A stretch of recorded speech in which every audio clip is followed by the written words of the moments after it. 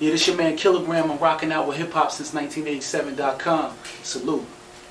Shout my hip hop since 1987, niggas. Hip hop since 1987.com.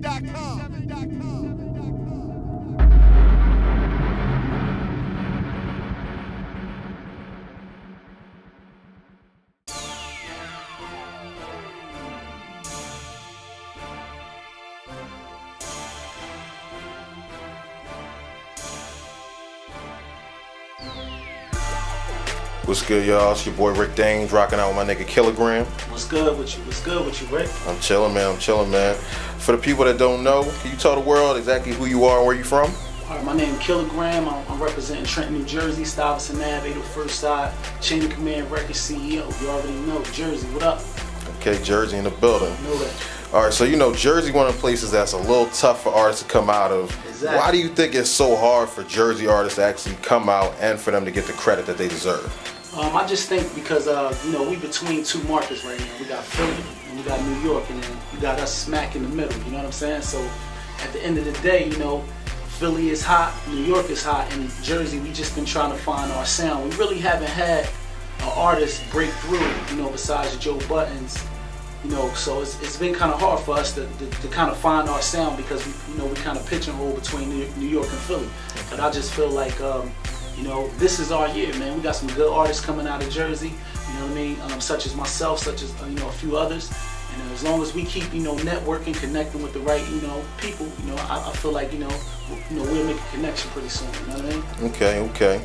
So, you know, the streets definitely want to know what's good with you, man. It's been a little bit while since we saw you, but where you been, man? What's been going on? That's a funny question when people ask where I've been because, you know, like I said, I've been on B.E.T, I've been on MTV, you know, 106 and Park. You know, my last 3 videos, you know, it's a blessing, was able to be new joint of the day on 106 and Park. So I'm around, man. It just depends on the niggas checking for me. You know what I mean? Yeah. So I mean, in a market right now where, you know, the music is changing, you know, it seems like lyrics don't matter no more. So it's like kind of the niggas that actually can rhyme is being looked over for more of the simpler sound of music. You know what I mean? So, you know. I dig it. So, you know, back in 2009, we know you had a little situation with Atlantic Records. Okay. Whatever happened with that?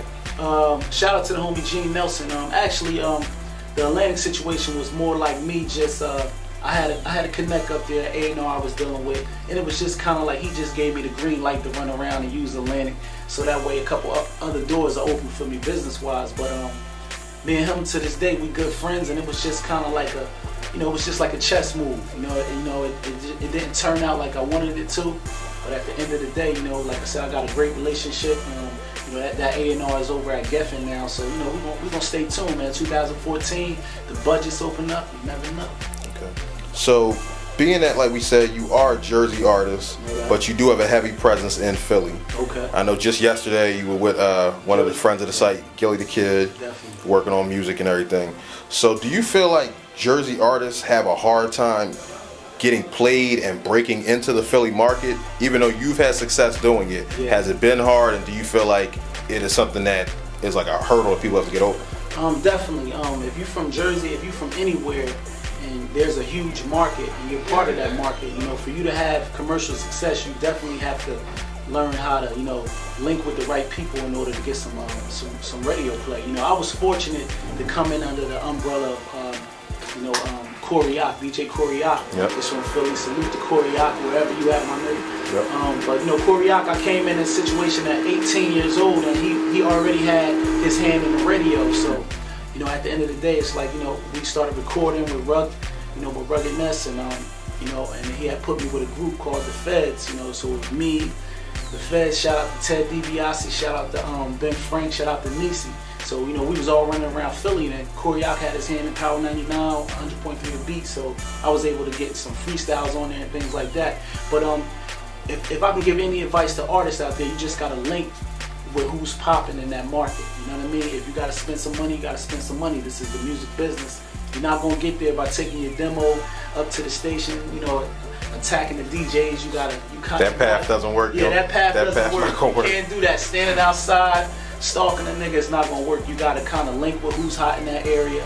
You know, if you gotta spend some money, sometimes if you hot enough, they may just work with you off of your talent. You know what I mean? But definitely, it's not hard for anybody to do anything if a little bit of persistence, determination, and doing the business. You know, it worked for me, and it's still working for me. Shout out to Cosmic Kev, because I hear my records on the Come Up Show every Friday. Shout out to Cosmic Kev. Now, speaking of networking and getting with the right artists, I remember when you had caught my eye. I'm somebody who knew about you for a while, but I remember you had a record with B.E.T back in the day. Definitely. So what are some artists that you've worked with and some different producers you may have worked with? Okay, definitely. I work with B.E.T. Salute to B.E.T. He kind of, you know, like I said, Coriac introduced me to the Philly market, but B.E.T stamped me in Philly. You know what I mean? Once I got that record, Power 99 got it. Like I said, the Beat got it, 96.5 played it. Every DJ had it. But also journalists. I ran around with journalists from South Philly. Shout out to journalists. Yeah, like I told you, the Feds and Nisi. Who else from Philly? Of course, Gillie Da Kid. I just did a record with Gillie yesterday. And Batcave, we got a mean one getting ready to drop. Salute to the King. Who else? Sparks. I got a record with Sparks. I did something with Sparks. Kev Garnett. Shout out to Kev Garnett. I mean, I'm heavy in Philly, man. I'm heavy in Philly. Like, you know, from DJ Difference, he put a record I did with Gil on a mixtape. So, you know, what I was doing from Jersey trickled over to Philly, and they was showing love. I used to take my mixtapes down 52nd and Market, and I had a connect down there. He used to take bottom mixtapes off me just because he knew I was booming. I was fucking with the artists in town and stuff like that. So, you know, you just got to get in where you fit in, man. Now, being that you've been able to stay relevant over all this time, how have you been able to do that?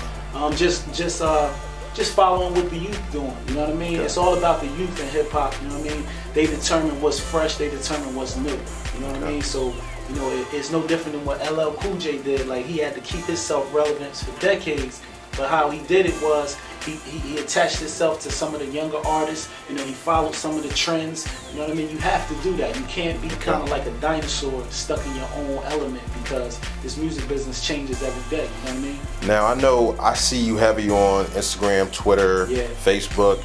You're somebody who I see promoing and is actively interacting with your fans. That's right. How important is social media been in your career in 2014 moving forward? How important is social media for you? Social media is very important, because if you think about it, when a record label or a DJ, you know, they're not supporting you, then you have a direct link to your fans to get that video to them, to upload an MP3, you know, to constantly keep them updated on what you're doing.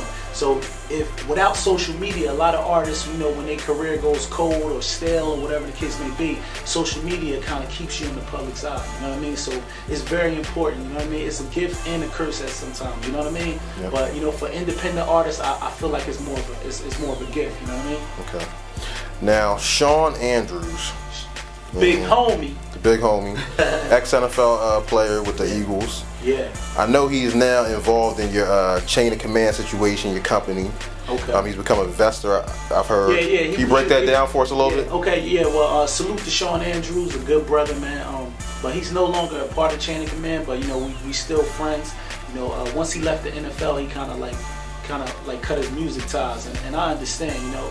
But I met him in a barbershop, you know what I mean? And I gave him, you know, the typical thing. I gave him a demo, and 3 weeks later he called the barbershop and was like, yo, I'm feeling this kid, you know, what can I do? Next thing I know, I had a check for 100 grand, so I salute that, you feel me? Like, that's real shit, and it showed me that you know, putting hard work into something you're doing, you know, you can see the rewards out of there. You can see somebody believe in you and put the money up for you to do what you got to do. Shawn helped us out a lot, man. He invested from, I would say, from 08 to 2010, and we did some great things. We traveled a lot, you know what I mean, and you know, we connected with a lot of artists. You know, we did a lot of promo, radio, and stuff like that. So I'm grateful for that, man. And there's more things to come from, you know what I mean? Okay. All right, so for anybody that's watching this right now, you said earlier that you've been on B.E.T, MTV, VH1, and you pretty much have lived the dream at this point. For any artist that's watching this that may look up to what you've done or need some advice, do you have any information you can give them on how you got on those networks, number one, and what you've done to just make it this far in the game? All right, any advice I could give to any up and coming artists would be just to, you know, call the networks, call MTV, call B.E.T. You know, they got phone numbers on their website. Reach out to them and find out the proper channels and the procedure to get that done. That's what I did. You know what I mean? And I simply chose the visual route is because sometimes I didn't get love on the radio, or the DJs locally wasn't supporting my records. So once I came with a visual, and then I found out how to get it on MTV, find out how to get it on B.E.T, and they accepted it, then here come the DJs, you know, here come the, you know, people that want to support it now because I put myself on the highest platform that you could possibly be seen on, especially as an independent artist. So it's just doing your homework. You know what I mean? Just do your homework. Don't take no for an answer in this business. Everybody will tell you you don't have the talent, you can't do this. But I prove people wrong. Like some DJs that wouldn't play the record, and then they happen to be flipping their cable box and say, "Oh shit, he new joint of the day," and then my phone rang. So at the end of the day, that's what you got to do. Take initiative, believe in yourself, and you know, open up a book, man. Shout out to Donald Passman. There's a book called All You Need to Know About the Music Business. I suggest y'all pick that up, man. They got everything in there from, you know, management to royalties to percentages for everything. So I picked that up, man. You know, it did wonders for me. All right, salute. Now, before we get out of here, man, we're ending 2013. We're about to go into 2014. Yes, sir. We expect to see you a lot more on this camera. That's right. So what exactly are you working on right now, and what can we look out for going into the future? All right, right now you can look out for my new album coming. It's a collector's item. It's going to be called Apartment 3A. That's the apartment I grew up in, the projects. Salute to Roger Gardens. But that whole album is going to be a body of original work. I have the lead single featuring Gillie Da Kid called All I Know Is When. So look forward to that album. Right now, I currently have out my new mixtape, Loyalty Is Everything, hosted by DJ Superstar J from Queens. You can download that on Dat Piff. Once you go to Dat Piff, you'll see my other body of work and what I got on there. But you know, the video for the single that me and Gil did, that's coming real soon, and you're probably gonna see that on MTV and B.E.T. So just stay tuned. The budget's open in January, so I'm trying to get a check, man. You know all right. For people that's watching that want to get in contact with you, how can they reach you on social media? Okay, you can reach me on Twitter, Instagram at Kilogram3. That's at KILOGRAM, the number 3. Hit me up, man. You know, if you want to send me some tracks and all of that, just follow me on Twitter. You can hit me on Facebook at Kilogram New Jersey's own rapper. I'm gonna say that again. You can hit me on Facebook at Kilogram New Jersey's own rapper. Follow me on there, and you know, you stay tuned to all the things I got going on and shit like that. You know what I mean? Okay, it's your boy Rick Dange, rocking out with my nigga Kilogram, signing out for hiphopsince1987.com. Salute. Shout my hip-hop since 1987, niggas. Hip-hop since 1987.com.